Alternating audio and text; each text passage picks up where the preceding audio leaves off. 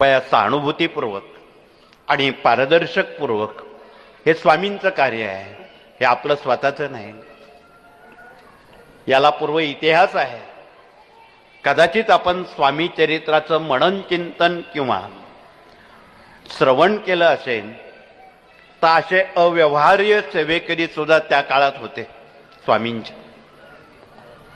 त्यात चोळप्पा नावाचं पात्र होतं, सुंदराबाई सारखं पात्र होतं.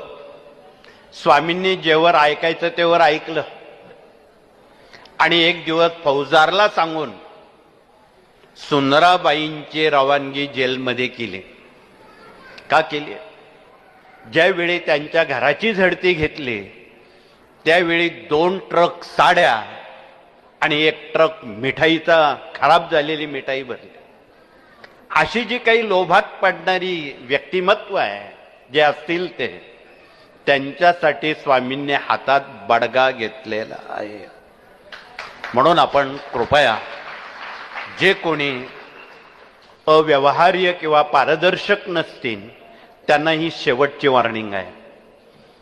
म्हणून आपण कृपया सहानुभूतीपूर्वक या साऱ्या बाबी जनमानसापर्यंत यापेक्षा अन्य भाषेत त्यांना सांगण्याची वेळ येऊ नये, हे कळकळीचं निवेदन आहे.